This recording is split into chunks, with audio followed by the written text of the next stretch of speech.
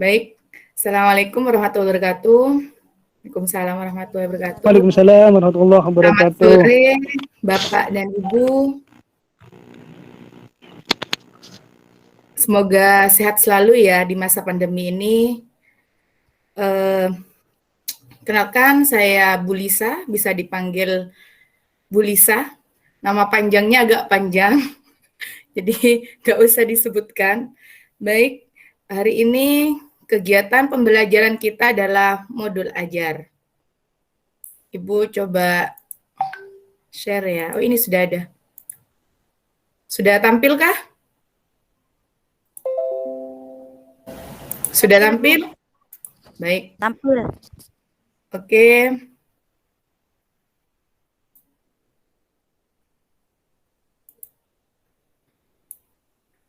Agenda sesi kali ini kita akan membahas konsep modul ajar dan komponen modul ajar. Outputnya, peserta dapat memahami konsep modul ajar. Yang kedua, peserta dapat memahami komponen modul ajar. Untuk konsep modul ajar, kita pahami dulu pengertian dari modul ajar itu sendiri. Modul ajar di sini diartikan sebagai sejumlah alat atau sarana, media, metode, petunjuk, dan pedoman yang dirancang secara sistematis dan menarik. Modul ajar merupakan implementasi dari alur tujuan pembelajaran yang dikembangkan dari capaian pembelajaran dengan profil pelajar Pancasila sebagai sasarannya. Jadi dalam pembelajaran modul ajar, kita membuat modul itu tujuannya satu ini, menuju profil pelajar Pancasila.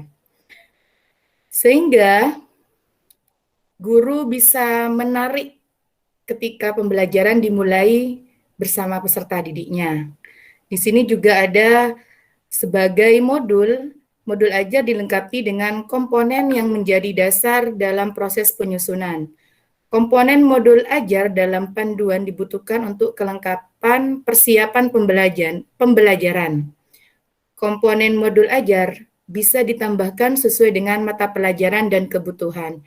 Jadi maksud dari tujuan ini, pelajaran dan kebutuhan ini disesuaikan dengan peserta didik kita. Baik, Ibu lanjut selanjutnya. Komponen modul ajar, ini komponennya ya. Setelah itu, komponen modul ajar terdiri dari 3 komponen. Yang pertama, informasi umum. Yang kedua, komponen inti. Yang ketiga, lampiran. Informasi umum terdiri dari identitas sekolah, kompetensi awal, profil pelajar Pancasila, sarana dan prasarana, target peserta didik, model pembelajaran yang digunakan. Komponen inti ada 6 juga. Tujuan pembelajaran, pemahaman bermakna. Ya? PPT-nya bisa ditampilkan? Oh ya, seperti ini. Kalau dilanjut seperti ini, jadi besar ya. Itu hanya komponen sebagai contoh kecilnya saja. Ini komponen modul ajar yang pertama. Bisa tetap ini ya? Bisa dilihat ya? Nggak jalan kayaknya Bu. Tetap di modul ajar itu. Di program sekolah penggerak, ya. Ini informasi umum terdiri dari identitas modul. Yang kedua, kompetensi awal. Identitas modul ini terdiri dari nama penyusun, jenjang sekolah, kelas, alokasi. Ini sama halnya dengan identitas sekolah kita. Itu pembuatan komponen dari modul ajar. Yang kedua, kompetensi awal. Pengetahuan dan atau keterampilan yang perlu dimiliki siswa sebelum mempelajari topik tertentu. Kompetensi awal merupakan ukuran seberapa dalam modul ajar dirancang. Yang ketiga, profil pelajar Pancasila. Profil pelajar Pancasila kita ketahui ada 6 ya. Keagamaan, terus bernalar kritis, kreatif, dan apa lagi ya? Mungkin ada yang tahu? Mungkin ada yang tahu? Bernalar kritis, itu berkebenekaan global. Berkenegaraan global dan Kemandirian. satunya apa lagi? Kemandirian. Kemandirian. Baik, ternyata sudah mulai memahami ya profil pelajar Pancasila itu apa. Yang keempat, sarana dan prasarana merupakan fasilitas dan bahan yang dibutuhkan untuk menunjang kegiatan pembelajaran. Sarana menunjukkan pada alat bahan yang digunakan sementara di dalam, termasuk materi dan sumber bahan ajar lain yang relevan yang digunakan dalam kegiatan pembelajaran. Lanjut, target peserta didik. Jadi targetnya ketika membuat modul pembelajaran, target peserta didik apa yang harus diharapkan. Terus yang keenam, model pembelajaran. Merupakan model atau kerangka pembelajaran yang memberikan gambaran sistematis pelaksanaan pembelajaran. Model pembelajaran dapat berupa model pembelajaran tatap muka, pembelajaran jarak jauh atau PJJ daring, pembelajaran jarak jauh jaringan PJJ luring atau blended learning. Yang kita pakai hari ini karena masih ada pandemi ya, jadi belum bisa mulai pembelajaran mulai tatap muka. Dilanjut ya. Komponen yang selanjutnya adalah komponen inti. Komponen inti satu, tujuan pembelajaran. Tujuan pembelajaran harus mencerminkan hal-hal penting dari pembelajaran dan harus bisa diuji dengan berbagai bentuk asesmen sebagai bentuk dari unjuk pemahaman. Jadi tujuan pembelajaran sebagai tujuan utama dari unjuk pemahaman. Yang kedua, pemahaman bermakna. Pemahaman bermakna adalah informasi tentang manfaat yang akan peserta didik peroleh setelah mengikuti proses pembelajaran. Contoh dari kalimat pemahaman. Manusia berorganisasi untuk memecahkan masalah dan mencapai satu tujuan. Yang kedua, makhluk hidup beradaptasi dengan perubahan habitat. Ini ada dua komponen inti. Yang ketiga, pertanyaan pemantik. Pertanyaan pemantik ini dibuat oleh guru untuk menumbuhkan rasa ingin tahu peserta didik kita, kira-kira apa yang akan mereka pikirkan ketika kita membuat pertanyaan pemantik. Seperti itu.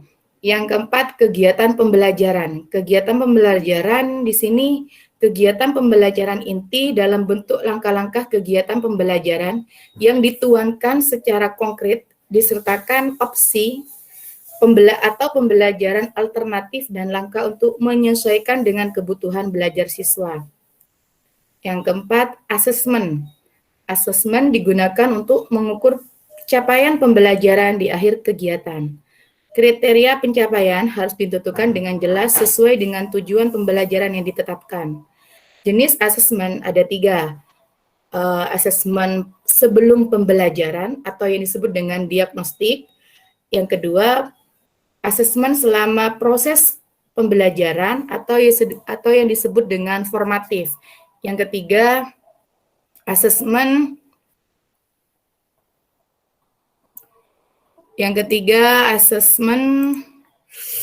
sumatif atau akhir pembelajaran, proses akhir pembelajaran.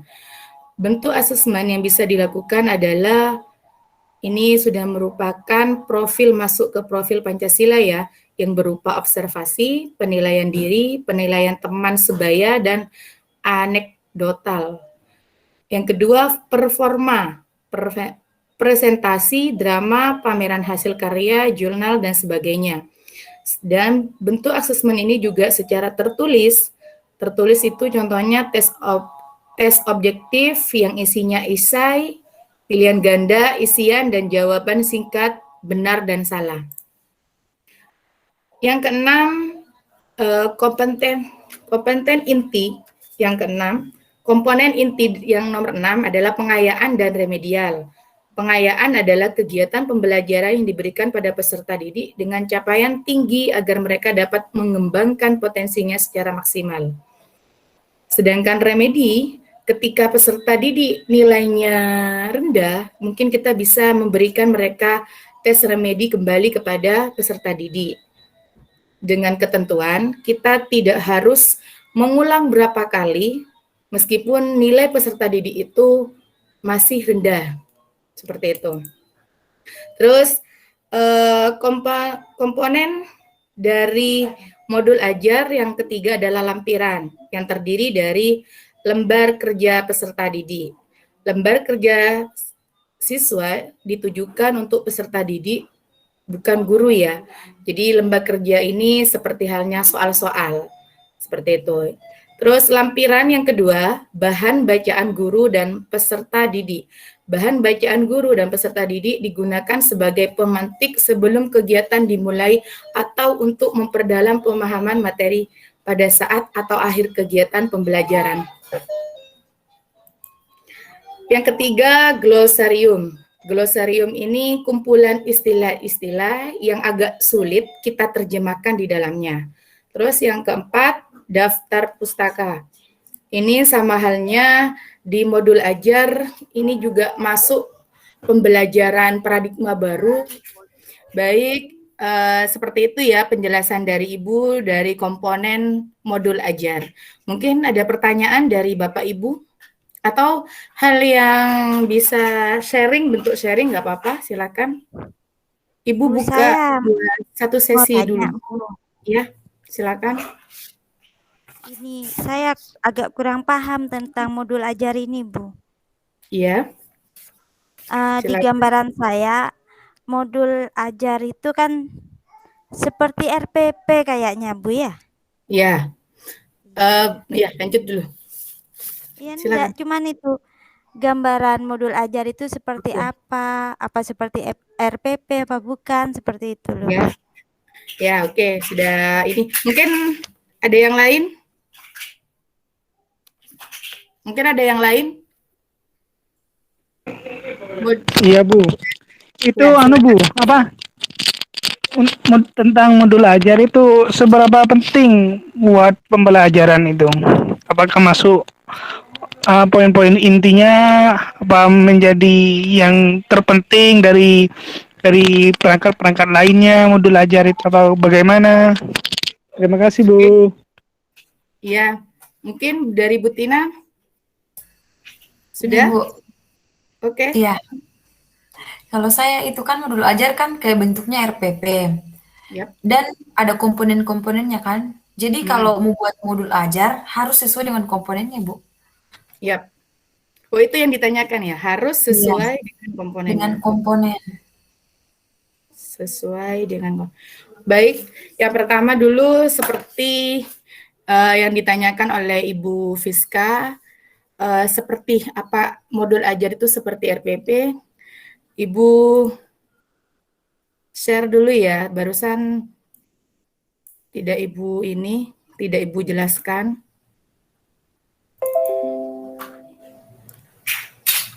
Bisa muncul di kalian?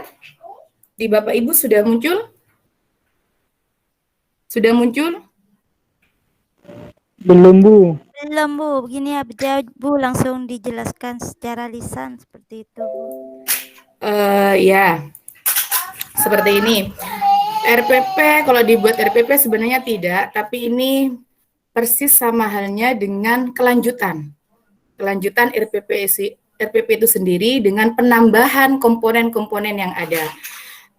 Berapa penting pembelajaran ini sambil lalu ini ya di sharing bersama, berapa penting pembelajaran modul ini? Sangat penting Bapak, karena ketika kita mau belajar, di situ sudah ada komponennya masing-masing.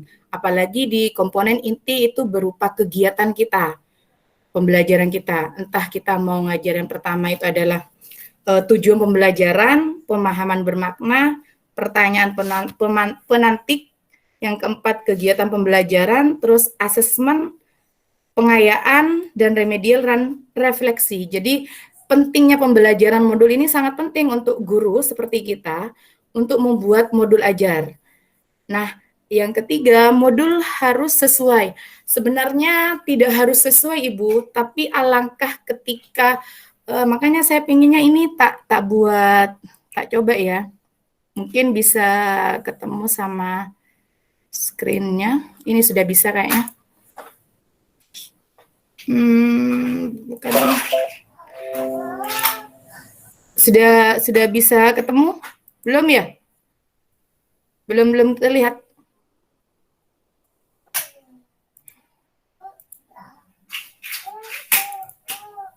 Sudah? Sudah terlihat? Sudah terlihat, Sudah, Ibu? Bu. Iya, Oke. Bu. Kok di informasi komponen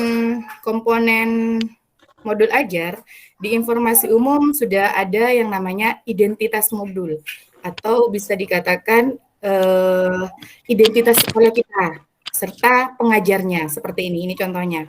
Terus ada kompetensi awal yang mana dalam komponen informasi umum ini ada kompetensi awal. Terus contoh dengan adanya komponen yang keempat, profil pelajar Pancasila. Ini harus dicantumkan juga dari beberapa komponen yang ada. Kita lanjut ya kepada di sini komponen inti juga harus lengkap. Sebenarnya tidak harus lengkap, tapi lebih sempurnanya ketika kita memakai semua komponen yang ada. Seperti komponen inti ini sudah ada tujuan pembelajaran, pemahaman bermakna, pertanyaan pemantik, yang keempat kegiatan pembelajaran. Terus yang kelima juga asesmen. Yang keenam pengayaan dan remedial. Begitu juga dengan di lampiran. Di lampiran ini yang pertama ada lembar kerja siswa.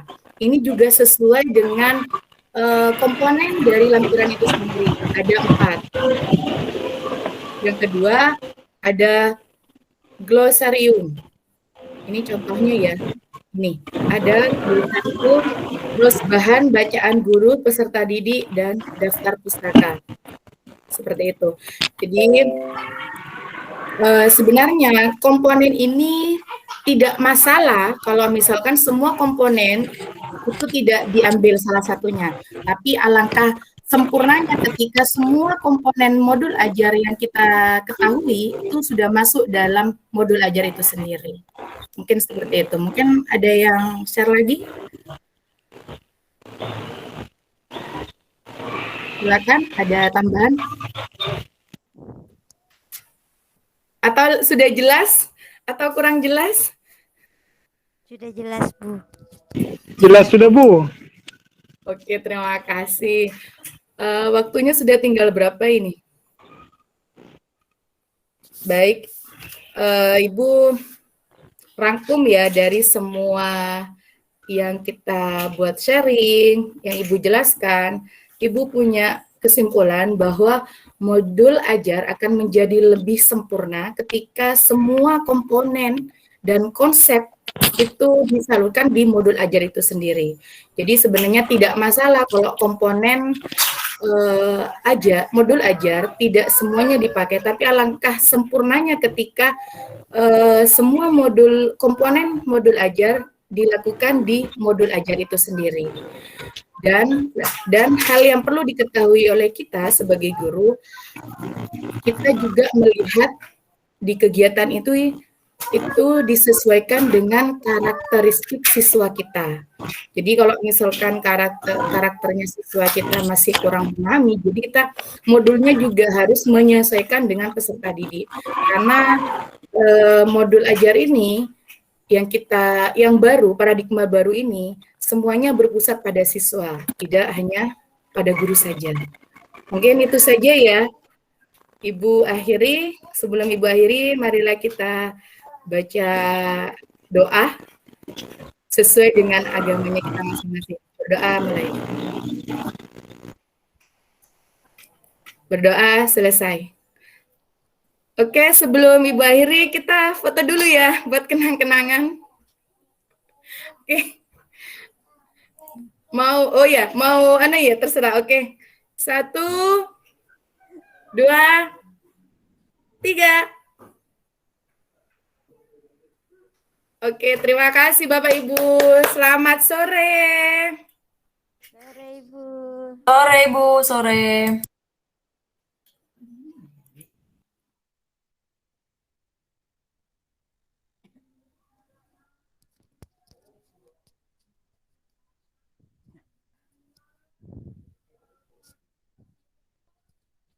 Yang lain mana ini sudah, Pak? Ini kok tetap rekam ini?